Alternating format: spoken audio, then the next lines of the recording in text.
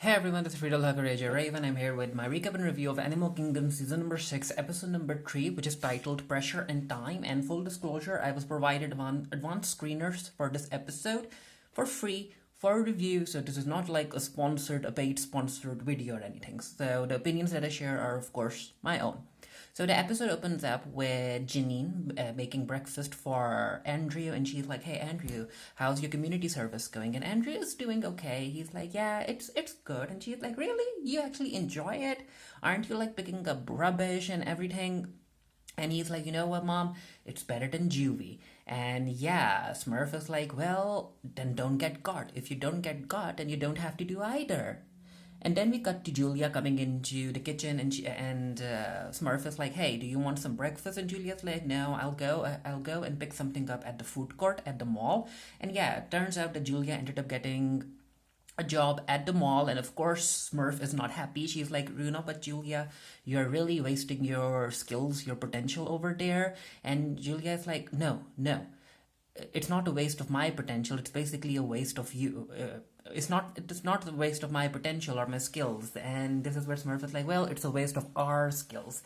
Well, yeah, basically Smurf isn't happy that her freaking daughter is working at the mall. She's not happy about it because, again, even though Smurf has issues with Julia, she knows that Julia is a smart kid, like Joshua, and if she ends up working for Smurf, then again, like Joshua, Julia can really help Smurf expand her empire and everything. But no, Julia has other plans. So we cut to Andrew. He goes back to his vacant lot, which is basically being used, in which he ended up making skateboard ramp or a rink. And yeah, it turns out that other people are using it, and Andrew is not happy. Andrew does not want anyone else using his skateboard rink, or whatever you want to call it, a platform. And he ends up beating one of the kids up, and he's like, "Get out, get out, get out." And the person, Augie, who has been helping Andrew create this rink, he's like, "You know what, Andrew, you can't just stop other people from coming here, you know?" And Andrew's like, "Watch me try." So we cut to Darren and Joshua. They're waiting to meet someone, and while they're waiting, Darren ends up telling Joshua that, "You know what? Turns out that Greg needed to vacate all of the rooms in his building, but at least one person isn't moving away." And Joshua's like, "Well, that's surprising. Didn't Greg like offer everyone $5,000 to vacate?" And Darren's like, "Yeah, he did, but this one tenant, he is not going. So I guess I have to figure what to do with that person." So it turns out that Darren and Joshua were waiting to meet this guy because Joshua wanted to sell him the diamonds that the Cody family ended up stealing from Gia. And the guy is like, "Hey, the diamonds are perfect. They're fully sellable. However, I won't be able to sell them. Basically, no one will be able to sell them because the people who were working with Gia, who know about the diamonds, if you end up bringing the diamonds into the market, they will become aware of that, and then they will come after you. So it's a very risky job. So why don't you just hold on to the diamonds for years to come?" And yeah, he's like, "You know what? I can't help you guys. I can't help you." So we got to Julia. She's working at the mall, and this is where Smurf walks in, and I'm like, of course, Smurf would do that. Of course, Smurf would want to mess things up with Julia. So Smurf notices a little contraption on the clothes, and this is where Julia's like, "Yeah, it's a new thing. You can't just walk away with the clothes anymore. And if you try to take off the tag yourself, then the clothes will be splattered by ink." And Smurf is like, interesting. So this is where Smurf ends up talking to her daughter about, you know what, she used that working at the mall is a downward spiral because Julia wants to save money to buy a car, and Smurf is like, "Yeah, and you'll be driving that car back to the job in the mall. This is not the life that I want for you, Julia. And do you know what? I ended up selling things, and in a day, I ended up making more than $200 or something." And as she is talking to Julia, she ends up taking the tag off, and she's like, just look at this. This was so easy for me, Julia, and things can be easy for you too. So let's go. Come on now, let's go." And Julia follows her mom out of the mall. And then we cut to Craig. He's hanging out with Vince, and this is where this woman comes in. She's, I guess, the bartender, or maybe she's also the owner of the bar. I'm not really sure. So Craig and the woman flirt, and Craig is like, "Hey, Vince, do you mind if I go and hook up with the woman?" And Vince is like, "No, go, go."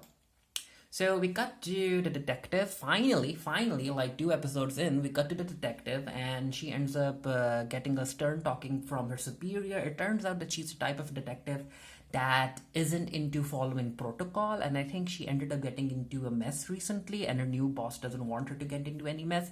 He ends up giving her 3 cold cases, and she's like, you know what? I'll select this one about the dead body of a woman they found, cat. I'll do this. And the boss is like, okay, have at it.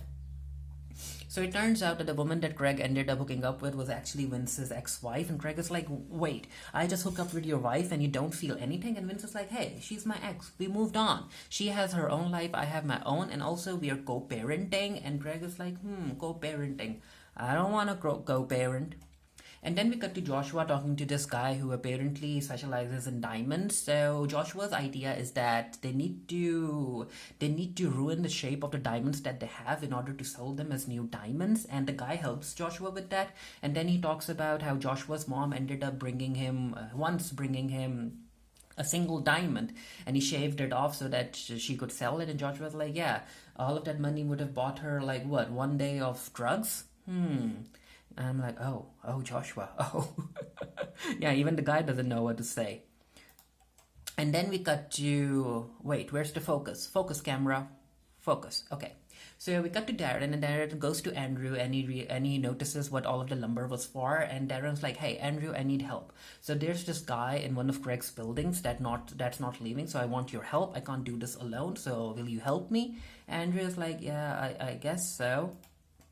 And then we have a flashback, and we cut to Andrew. He's picking up trash from the park, and then he notices a church. He walks in, he ends up meeting Father Kirby, and yeah, I guess this is where we're going to find out how Andrew ended up getting his nickname Pope.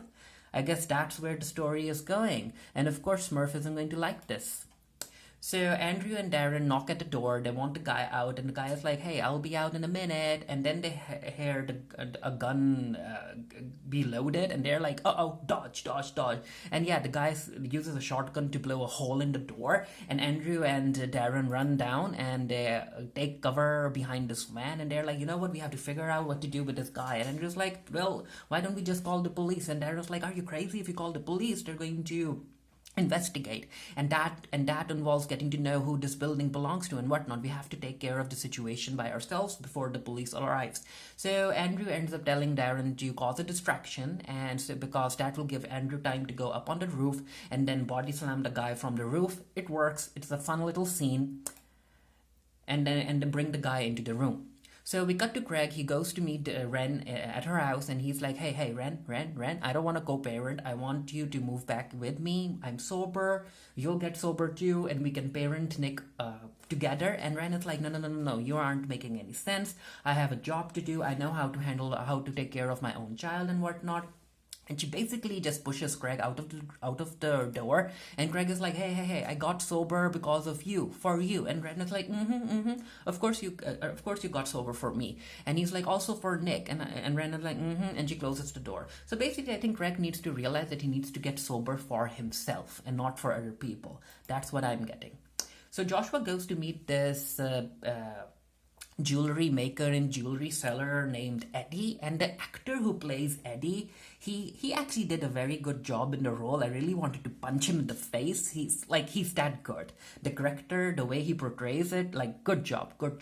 So Joshua ends up giving him the diamonds to analyze, and Eddie's like, where did you get these diamonds? And Joshua's like, well, I inherited them from my grandmother. And Eddie's like, they aren't stolen, right? And in order to make sure, Eddie ends up calling his older brother to come in and check. Apparently, his older brother is a diamond specialist, and if there's anything wrong with the diamonds, the older brother would find out. And of course, Joshua is like kind of sweating because he doesn't want to get caught.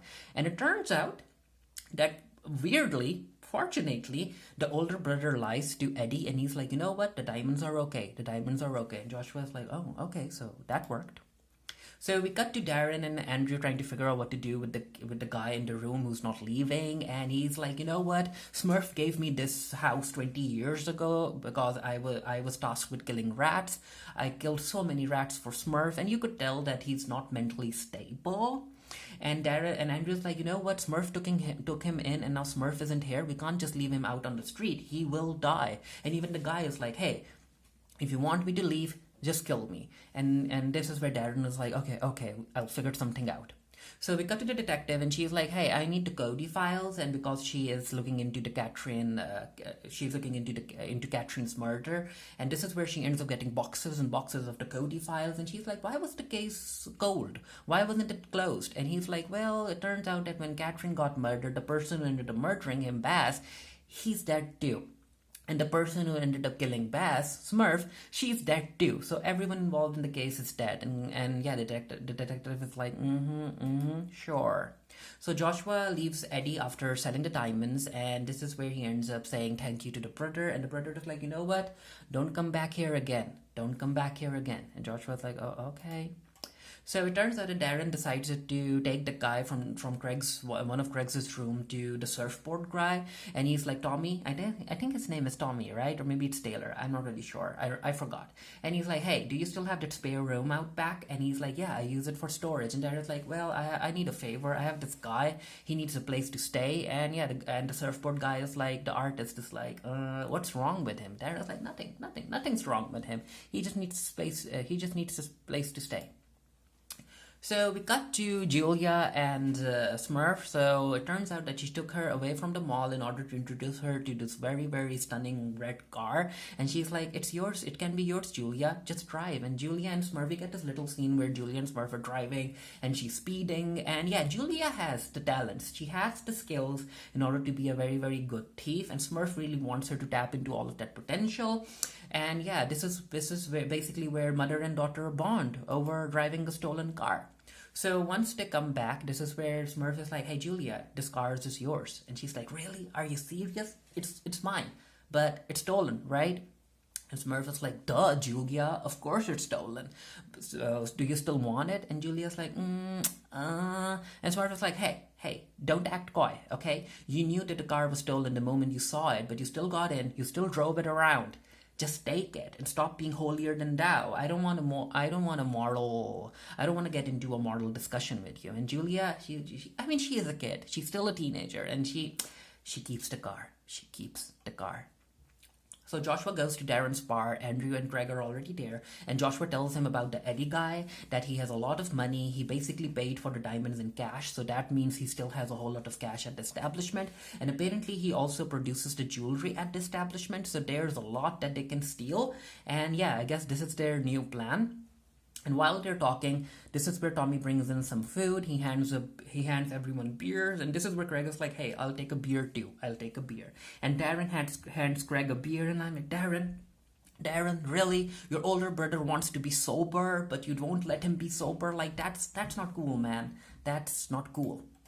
So Greg goes into the bathroom. Darren follows, and Greg is like, hey, you do realize that Andrew and I had to go out and take care of the mess in one of your apartments, right? One of the tenants weren't leaving, but we had to figure it out. And Greg is like, oops, my bad. And he just walks away. So Julia and Smurf are still bonding. They're at home now. They're in the garage, and they're basically getting high and smoking and whatnot, and they're bonding. And this is where Smurf is like, hey, you really thought that you were going to kill that girl on the bicycle, right? And Julia's like, yeah, I really thought that. And Smurf is like, you know what, Julia, let me tell you something. It's very hard to kill another person, but it's very easy to let them think that you can kill them. And it makes sense. What Smurf told Julia, it makes sense. So Andrew walks in, and he notices his mom and sister bonding, and they're like, oh, we forgot to pick you up, Andrew. We apologize. How did you even make your way home? And this is where he's like, well, Father Kirby dropped me off, and Smurf and Julia start laughing over the name Father Kirby, and Andrew storms off, and Julia's like, you know what, I'll handle this. So she goes into the den. Andrew's there, angry, and Julia's like, hey, look at me. I just got a car. It's our car, and now I can pick and drop you off from the community service. Isn't that great? And Andrew's like, why would you take a stolen car? I thought you hated Smurf. And Julia's like, hey, stop being holier than thou. I still hate Smurf, but I got a car out of it. So yeah, that's it. And I'm like, Julia, you're trying to justify your actions. So Greg, he is very very depressed. Yeah, he just feels sad about over the fact that he ended up losing his sobriety just like that, and he doesn't like that. So he goes to Vince for comfort, and Vince is like, hey, Greg, listen to me. Being sober, it's not a straight road, okay? It requires work, but I'm here to support you. And I'm like, yeah, Greg, yeah. Staying around your brother, staying around Ren, that's not healthy for you. Staying around Vince and stealing other people's things isn't healthy either, but at least he'll help you stay sober. So there's that. So Joshua and Darren are going over Eddie Fam's pictures and everything on social media because they're trying to figure out how to steal from him. And Darren's like, you know what? The fact that he has so much money and so much jewelry in the establishment, he probably has high level security, so we need to be very, very careful. We need an in. And Joshua's like, you know what? I think I have an in. He tells him about Eddie's older brother lying to Eddie, and Joshua's like, that's our in. And Darren's like, do you really think that a brother is going to betray another brother like that? And Joshua's like, yep, that's exactly what's going to happen. So Vince takes Greg to this secluded area, and it turns out that Vince ended up creating this Gatling gun, this minigun for himself, and he tells Greg to use it as a vent in order to vent out his frustration, and it works. It really works. And I really hope that this minigun comes back into play later down in the season. So it's time for Smurf to go and comfort Andrew, and because she realizes that something is up with Andrew. Julia notices Smurf going into Andrew's room. She gets up. She notices Smurf and Julia look at each other, and Smurf basically slides the door on Julia's face because she wants to have some alone time with Andrew. And it turns out that Andrew was reading through this church brochure that he got, and Smurf realizes that he was trying to hide it. She takes it out, and she's like, Andrew, I get that you're attracted and you want to go to church, you want to go there, but listen to me, child, listen to me. I used to go to church, and let me tell you that the church is filled, that such a religious establishment is filled with greedy people and perverts and whatnot, and it's not a healthy place, and it's not a good place. You know what good place is? It's with me. You being with me is what's going to protect you. You don't need to talk to anyone ever. You just have me for support, and that's all you need. And she ends up laying down with Andrew, and I'm like, Smurf is really trying to manipulate Andrew, but I really think that he's going to continue going to the church. That's what I think, and I think that Smurf is going to mess it up somehow. But let's see what happens. So Andrew goes back to his vacant lot, and he notices that the kids are still skateboarding there, and Andrew has no other choice. He's like, you know what, I guess I have to go with the flow, and he decides to skateboard with the kids. So I guess he has opened the vacant lot for anyone who's into skateboarding to come and ride around. And at first I was like, okay, so is the episode going to end here? But no, we get a scene where the detective is talking to someone off screen, and I'm like, who is she talking to? Because she's like, you know what, everyone seems to have made up their mind about this case, but I haven't. So if you can help me with anything, please let me know. And then we got a shot of Lena's stepfather, and I'm like, no. But yeah, it turns out that the detective is talking to Lena, and I'm like, oh no. But yeah, and this is where Lena's like, yeah, that night I saw my dad, I saw my mom, and I also saw Uncle Bob. And Catherine is like, Uncle Bob? Andrew Cody? Thank you, Lena. Thank you. And this is where the episode ends. And I'm like, oh no, Lena. Oh, I mean, I'm glad to see her again, but still, oh no, Lena. But yeah, I might end up doing a written review of this for the Geekiary. If I do, the link to the review will be down in the comment section below. Let me know what you thought of the episode. It was an enjoyable episode. I really liked it. I really liked the scene where Smurf and Julia bonded, but you know that that's not going to continue, and I'm looking forward to seeing how Smurf is going to mess up church for Andrew. But yeah, let me know what you thought, and until next time, stay happy, stay safe, stay blessed. See you guys later. Bye.